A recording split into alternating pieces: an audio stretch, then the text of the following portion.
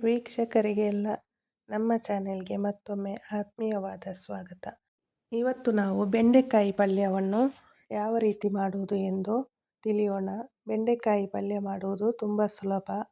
ಆದರೆ ನಾನು ಇವತ್ತು ಇಲ್ಲಿ ಬೇರೆ ಒಂದು ರೀತಿಯಲ್ಲಿ ಬೆಂಡೆಕಾಯಿ ಪಲ್ಯವನ್ನು ಮಾಡುವುದನ್ನು ತೋರಿಸುತ್ತೇನೆ.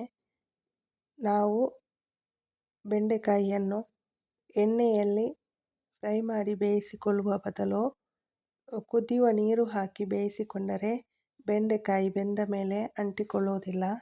ಈಗ ಒಂದು ಪಾತ್ರೆಗೆ ಎಣ್ಣೆ ಹಾಕಿ ಸಾಸಿವೆ, ಬೆಳ್ಳುಳ್ಳಿ, ಕರಿಬೇವು ಹಾಕಿ ಒಗ್ಗರಣೆ ಮಾಡಿಕೊಂಡು ಈರುಳ್ಳಿ ಹಾಕಿ ಚೆನ್ನಾಗಿ ಫ್ರೈ ಮಾಡಿಕೊಳ್ಳಿ. ಈಗ ಕಟ್ ಮಾಡಿಕೊಂಡಿರುವಂತಹ ಟೊಮೆಟೊ ಹಾಕಿ ಅದನ್ನು ಕೂಡ ಫ್ರೈ ಮಾಡಿಕೊಳ್ಳಿ. ನಂತರ ಹಸಿಮೆಣಸಿನಕಾಯಿ ಸೇರಿಸಿಕೊಳ್ಳಿ. ಈಗ 1 ಸ್ಪೂನು ಉಪ್ಪು, 1/4 ಸ್ಪೂನು ಅರಿಶಿನ ಹುಡಿ ಹಾಕಿ ಚೆನ್ನಾಗಿ ಮಿಕ್ಸ್ ಮಾಡಿಕೊಳ್ಳಿ. ಚೆನ್ನಾಗಿ ಮಿಕ್ಸ್ ಮಾಡಿ ಬೇಯಿಸಿಕೊಳ್ಳಬೇಕು. ಉರಿ ಸಣ್ಣದಾಗಿ ಮಾಡಿಕೊಂಡಿರಬೇಕು. ಈಗ ಚೆನ್ನಾಗಿ ತೊಳೆದು ಕಟ್ ಮಾಡಿ ಇಟ್ಟುಕೊಂಡಿರುವಂತಹ ಬೆಂಡೆಕಾಯಿಯನ್ನು ಹಾಕಿಕೊಂಡು ಚೆನ್ನಾಗಿ ಮಿಕ್ಸ್ ಮಾಡಿಕೊಳ್ಳಬೇಕು. ತಳ ಹಿಡಿಯಬಾರದು. ಚೆನ್ನಾಗಿ ಎಣ್ಣೆಯಲ್ಲಿ ಮಿಕ್ಸ್ ಮಾಡಿಕೊಂಡು ಟೊಮೆಟೊ ಈರುಳ್ಳಿಯೊಂದಿಗೆ ಮಿಕ್ಸ್ ಮಾಡಿಕೊಂಡು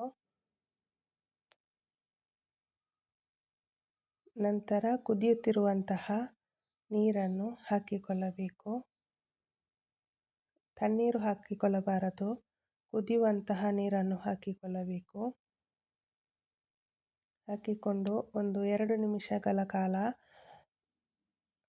ಉರಿಯನ್ನು ಫಾಸ್ಟ್ ಮಾಡಿಕೊಂಡು ಬೇಯಿಸಿಕೊಂಡರೆ ನೀರೆಲ್ಲ ಹೀರಿಕೊಂಡು ಚೆನ್ನಾಗಿ ಬೆಂಡೆಕಾಯಿ ಬೆಂದಿರುತ್ತದೆ. ನಂತರ ನಿಮಗೆ ಬೇಕಾದಷ್ಟು ಕಾಯಿ ತುರಿಯನ್ನು ಹಾಕಿಕೊಂಡು ಮಿಕ್ಸ್ ಮಾಡಿಕೊಳ್ಳಿ. ಈಗ ಉದುರಾದ ಬೆಂಡೆಕಾಯಿ ಪಲ್ಯ ಸವಿಯಲು ಸಿದ್ಧವಾಗಿರುತ್ತದೆ.